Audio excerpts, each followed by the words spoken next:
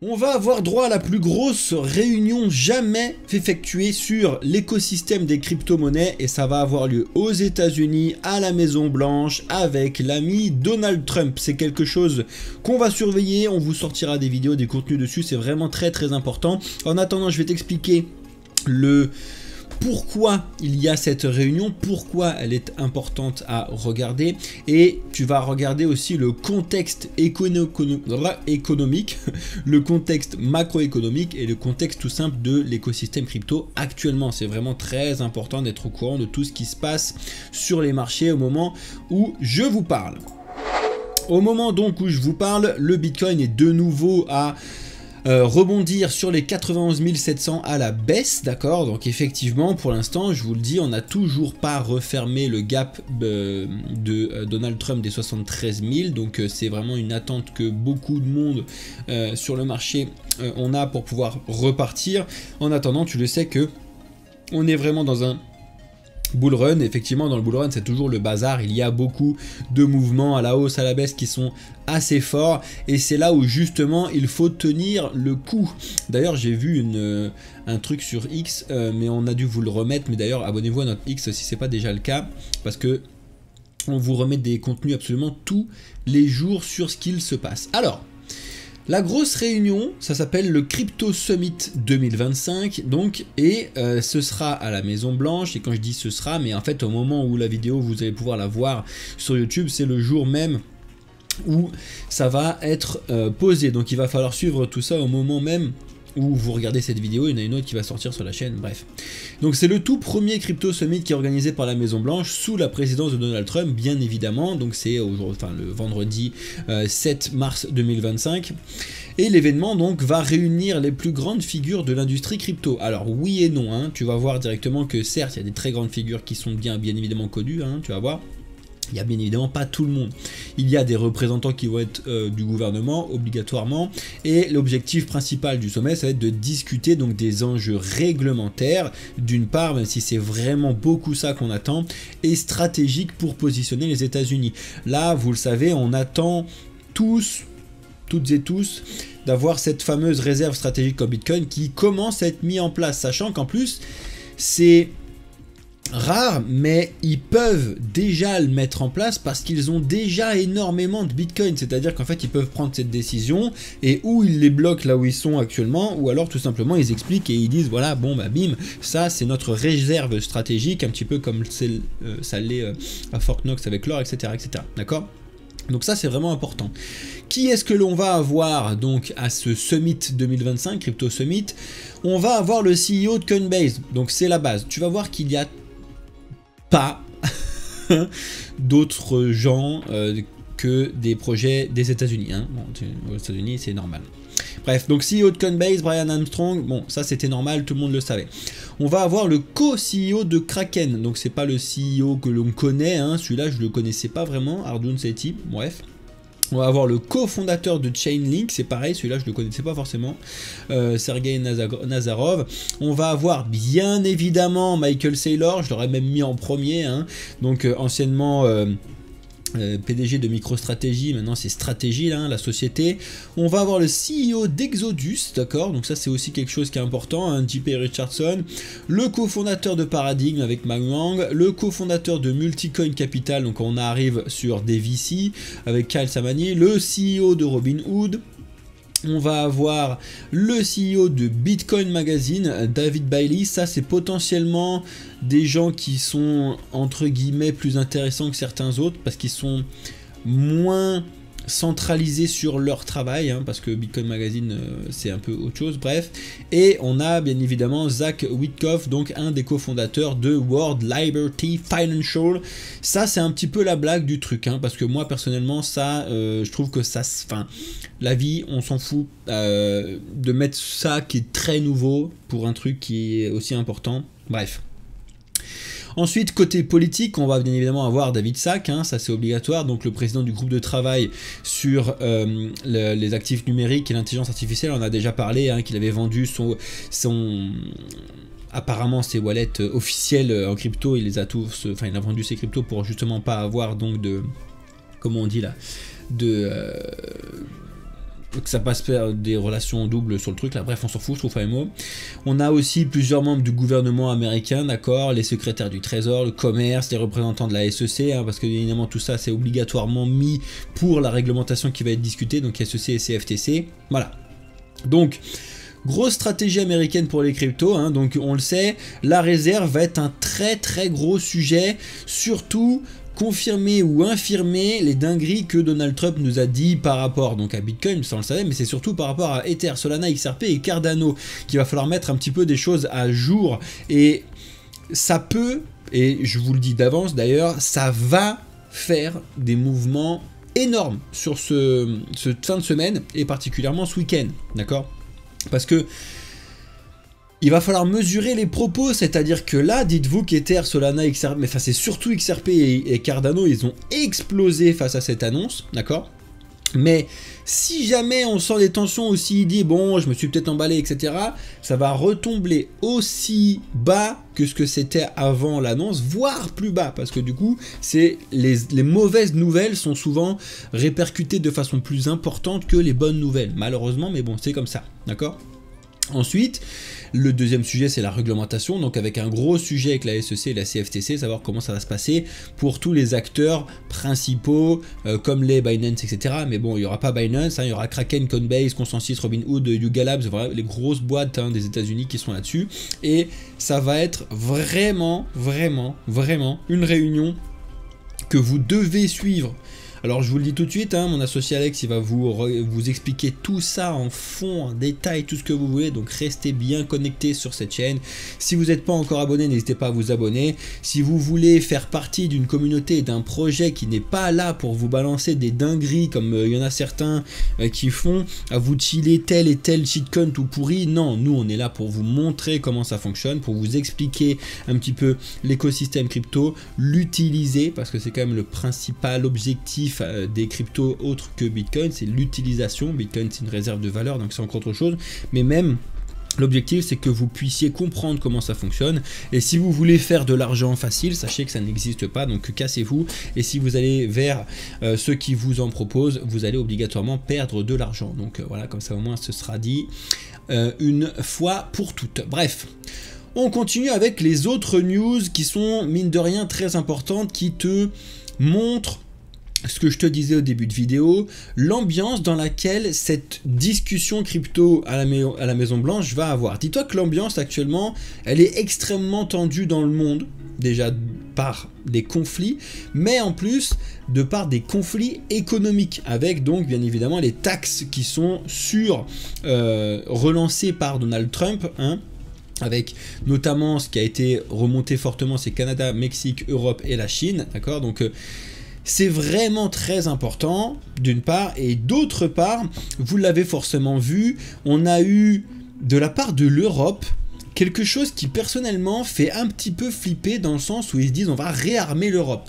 Donc en étant dans un pays et dans un attroupement de pays qui est censé être un petit peu dans la paix, de dire on va réarmer l'Europe, c'est se préparer à une guerre, c'est comment ça se passe, donc c'est un peu compliqué, et du coup forcément on a eu une envolée en bourse de toutes les sociétés d'armement européennes, hein.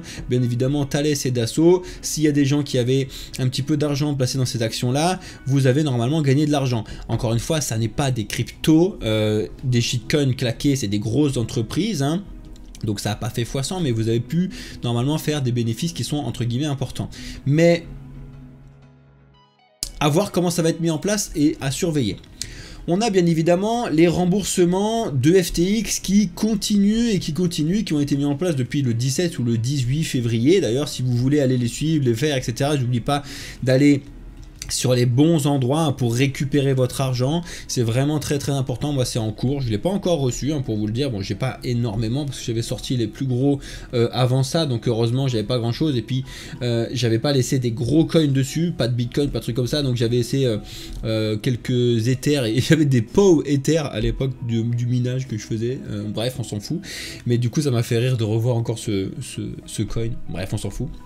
Et du coup on a un déblocage de beaucoup d'argent en Solana, parce que vous le saviez, c'est eux qui en détenaient énormément de côté pour justement ce remboursement, cet effet de levier qu'ils avaient, et donc liquidation progressive sous grosse surveillance qui avait été accordée. Normalement on avait déjà suivi ça il y a très longtemps, la liquidation a été mise en place à partir de 2025, blablabla, mais ils avaient mis en place et signer un pacte comme quoi il fallait le faire de façon progressive pour pas casser le marché. Ça c'est vraiment important, et c'est pour ça que c'est vraiment sous grosse surveillance, parce que s'ils vendent tout d'un coup, ça peut faire un flash crash qui peut flinguer certaines choses, et c'est vraiment pas l'objectif derrière. Donc en tout cas ils avaient signé pour le faire proprement, c'est ce qui est mis en place.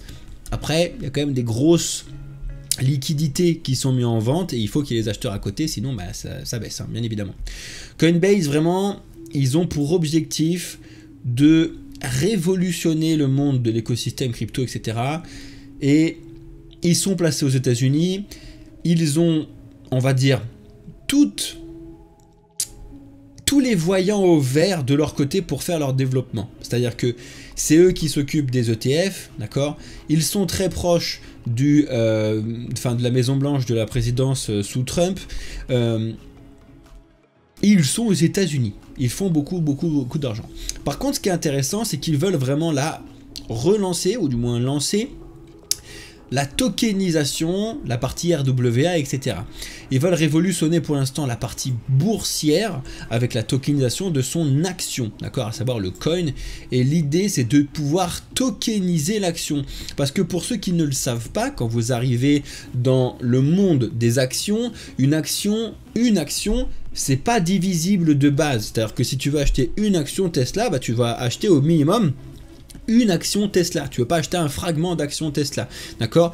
Et là en fait ils arrivent avec la tokenisation, à savoir de pouvoir tokeniser les actions justement pour qu'on puisse fractionner et qu'il y ait de plus en plus de petits acteurs qui puissent acheter des petits ratios, donc du coin en l'occurrence. Et ça c'est quelque chose qui est vraiment une révolution dans le monde technologique, parce que ça permet de faire quelque chose que l'on ne pouvait pas faire avant.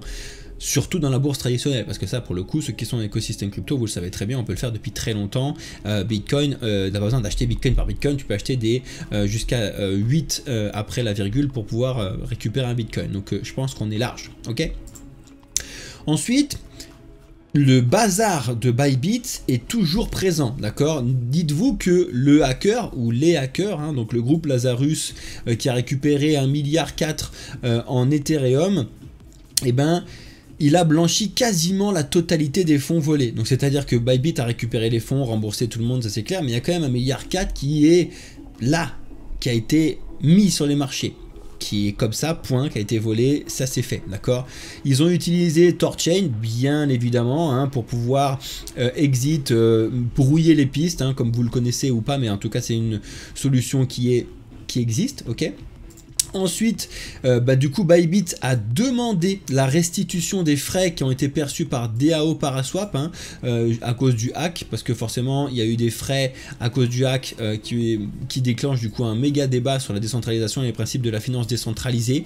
C'est-à-dire que la finance décentralisée n'est pas censée avoir de parti. Il n'y a même pas de prendre parti parce qu'il n'y a pas de parti, d'accord? Donc, tu fais des trucs bien, pas bien, bon bah c'est la finance décentralisée, d'accord? Donc de là à pouvoir rembourser des trucs, ça met en cause justement les valeurs même de la décentralisation et d'index, tu vois? Donc ça c'est un vrai gros sujet qu'on va suivre, qui est quand même très important, parce que c'est les valeurs même de l'écosystème blockchain, et si jamais ils ont un peu trop de pouvoir, les DEX, c'est pas bien non plus. Il faut avoir la liberté pour pouvoir faire les choses que l'on veut. Après il faut éduquer les gens pour ce que tu fasses, ce soit bien fait. Et enfin, on a ZachXBT, donc qui est un très gros enquêteur sur l'écosystème crypto. Si vous voulez avoir des informations, n'oubliez pas de vous abonner au compte bamboufin-du-bio. Alex vous met énormément d'informations tous les jours.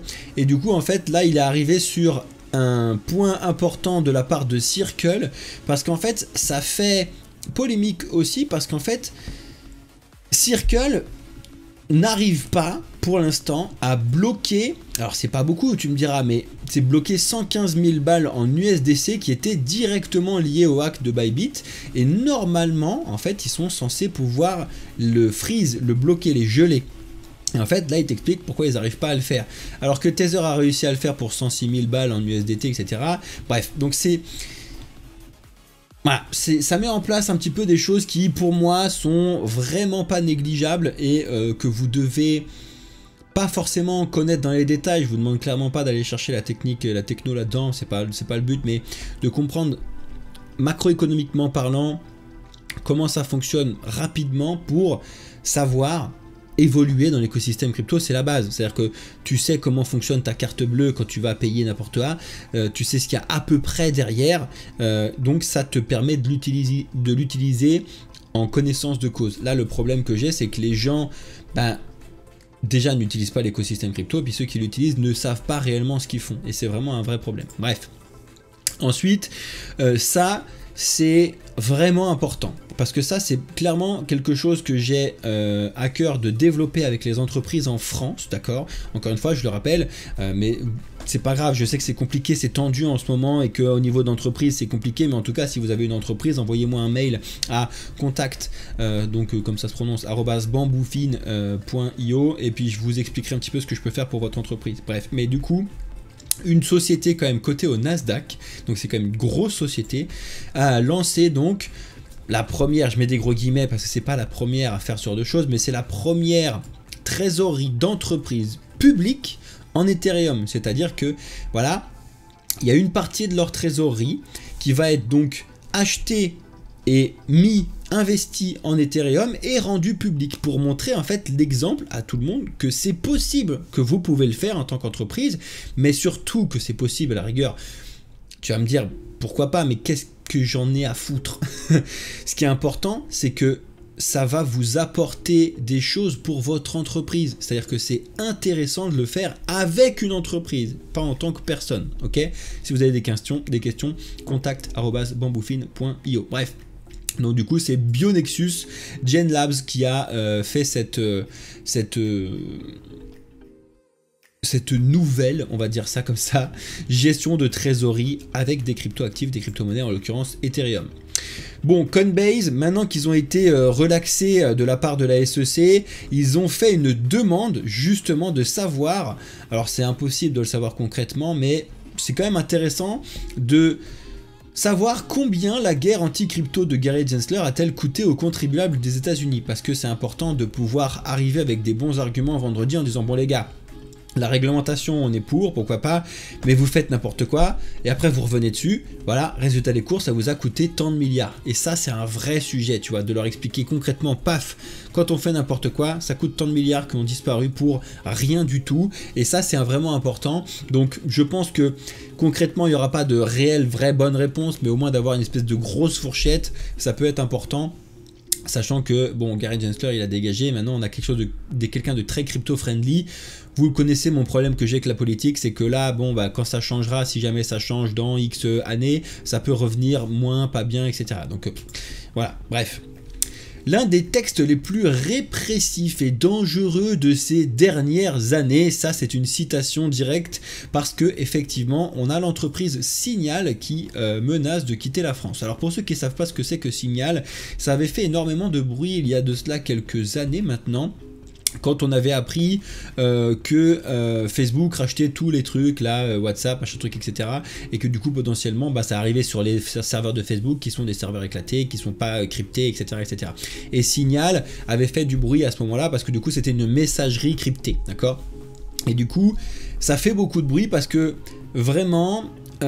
la liberté dans le monde et principalement en France, en Europe, ça devient de plus en plus catastrophique. Et il faut vraiment que vous vous renseigniez de comment vous pouvez vivre sans être épié de la part du gouvernement, parce que vous allez pouvoir dire oui, non, peut-être. Le problème, c'est qu'en fait, les infrastructures qui sont gérées par ces choses-là sont très mauvaises. Et pour discuter avec quelques hackers, tu sais que c'est extrêmement mauvais même, d'accord ? Le problème, c'est qu'en fait, si tu donnes le gouvernement l'autorisation et le pouvoir de savoir donc tes faits et gestes tout le temps,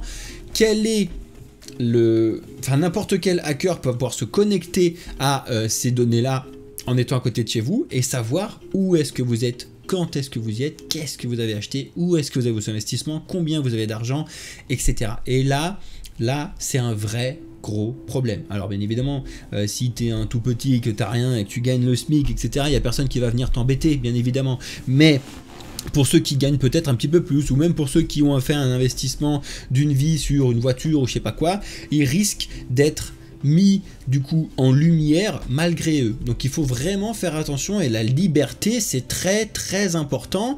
Oui, il y a des gens qui font des mauvaises choses là-dessus, mais il vaut mieux prendre l'argent et le temps à arrêter ces gens-là plutôt que de faire chier tout le monde, d'accord? C'est pas parce qu'il y a 1% des gens qui font des conneries qu'il faut faire chier 100% des gens. Bon, bref.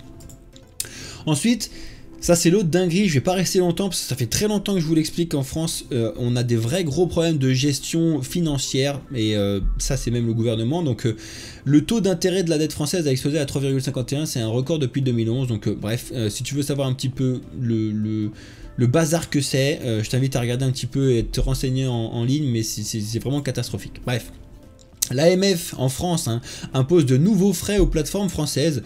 On parle de taxé à hauteur de 10 000 $ par an, gratuit comme ça, juste comme ça, parce que t'es PSAN. Donc tous ceux qui sont PSAN, même ça change maintenant, c'est PSAT, bref on s'en fout. Et point, si tu l'as, c'est 10 000 € par an qui vont dégager pour rien du tout. Leur idée, bien évidemment, c'est que en gros, si t'es gros, t'as les fonds pour pouvoir le faire, et que du coup t'es censé avoir les fonds pour être à peu près propre. Bon, c'est complètement débile. Et si t'es petit, t'es shady et c'est mauvais. Bon, ils ont rien compris comme d'habitude, mais bon, c'est pas grave. De toute façon, c'est comme ça que c'est en train d'être mis en place. Donc malheureusement, va falloir passer à la caisse si vous êtes dessus. La réserve stratégique de Bitcoin sera plus grande que ce que les gens le pensent. Donc ça, c'est Bitwise qui l'explique. Donc on verra, écoutez, déjà les premières informations peut-être pourront sortir demain, vendredi. Bon, pour l'instant, on n'a pas grand chose. Solana a subi une grosse fuite massive des capitaux, vous l'avez bien évidemment vu, par rapport donc à ce que je t'ai expliqué, par rapport à plein d'autres choses, mais c'est surtout par rapport à la news que tu verras en fin de news. L'audience de Do Kwon aux États-Unis a été retardée parce qu'ils ont découvert de nouvelles preuves. C'est juste pour te dire que ce truc-là qui date de 2022, c'est toujours pas réglé. Le nouveau marché du prêt de Bitcoin s'ouvre avec Blockstream. Alors ça, c'est à toi de me dire si tu penses que c'est une bonne idée ou pas. Moi, pour moi, c'est quand même de mettre de la finance traditionnelle dans la finance décentralisée. Pour moi, c'est vraiment pas quelque chose de très très bien. Ensuite, on a ce qui fait bouger les marchés, c'est que c'est ce type de rebondissement qui change tous les jours. D'un jour, on a Donald Trump qui dit on va faire une réserve stratégique en crypto. Paf, très bien, les marchés montent. Le lendemain, on a ce même coco rigolo, Donald Trump, qui explique qu'il va taxer tout le monde entier. Paf, ça fait peur au marché. Le surlendemain, il explique qu'il est au téléphone avec les Mexicains et les Canadiens pour négocier le truc. Les marchés remontent, etc., etc. Si ça, c'est pas de la manipulation de marché, je sais pas ce que c'est, d'accord? Moi, j'ai été éduqué pendant très longtemps sur la finance. Ah, il faut surtout pas faire de la manipulation de marché, c'est dangereux, c'est machin, ces trucs. Et quand je vois les très gros le faire, tu te dis, mais c'est fou, comment, en fait, d'où tu interdis à nous petits de faire les choses que toi, en fait, grand, tu fais à des échelles catastrophiques. Bref. Mika et la réglementation en Europe, l'ESMA clarifie la situation des stablecoins qui sont non conformes, à savoir l'UST, etc. Bon. Ça fait longtemps qu'on le sait, si tu veux être sous la réglementation MiCA, tu ne dois pas proposer l'UST.bar, d'accord? Nous, on travaille avec des blocs, donc tu le sais très bien, c'est vraiment une société qui permet de faire un joli pont entre le système bancaire et la crypto en étant toi-même détenteur de très propres cryptos. C'est les seuls à faire ça, ils sont géniaux. Donc si tu veux, tu as le QR code qui est ici, qui t'amène sur ton application, il faut que tu le fasses avec ton téléphone, ça te permettra de télécharger la vraie bonne application. Bref, et même eux, du coup, ils ont viré l'USDT et ils sont passés sur l'USDC qui est donc derrière Circle, qui est en accord avec ce qui se passe sur MiCA. Et enfin, donc voilà pourquoi on a eu beaucoup de retraits de l'écosystème Solana, parce qu'en fait, il y a enfin un petit retour à la raison des gens, et surtout sur les mêmes coins, et on le voit notamment avec les plateformes qui gèrent ces mêmes coins là, notamment Dump.fun, ça aurait dû être comme ça d'ailleurs maintenant, il devrait se renommer en Dump.fun. Bref, donc c'était Pump.fun qui chute de 95% les volumes. Tout le monde s'en fout maintenant. Effectivement, les gens, au bout de 6 mois, 1 an pour certains, ont perdu beaucoup trop d'argent, d'accord? Il y a, allez, peut-être une personne pour 10 000 autres qui a gagné de l'argent, donc c'est un moment où ça va pas, ça peut pas fonctionner. Donc bref.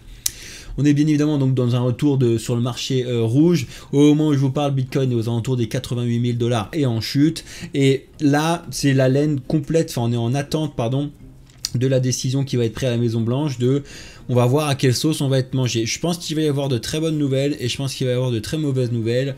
Donc finalement, voilà, il va y avoir des cryptos qui vont exploser et d'autres qui vont exploser aussi, mais dans l'autre sens. Quand tu regardes le total des cryptos, on est quand même en chute. Hein. N'oubliez pas quand même qu'on a perdu, allez, quasiment 1000 milliards de dollars. Hein. On n'y est pas encore, mais presque, hein, depuis le dernier top.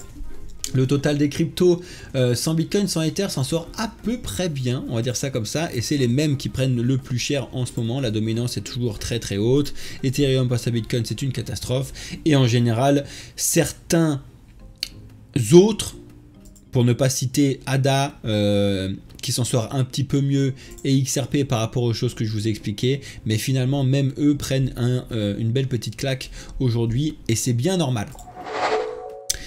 Voilà, j'ai essayé de vous faire une vidéo courte cette fois-ci pour ceux qui sont sur la rediffusion sur YouTube. Merci d'avoir regardé cette vidéo en entier. J'espère que vous avez pris le temps de lâcher un like, un commentaire et que vous êtes abonné si vous êtes nouveau.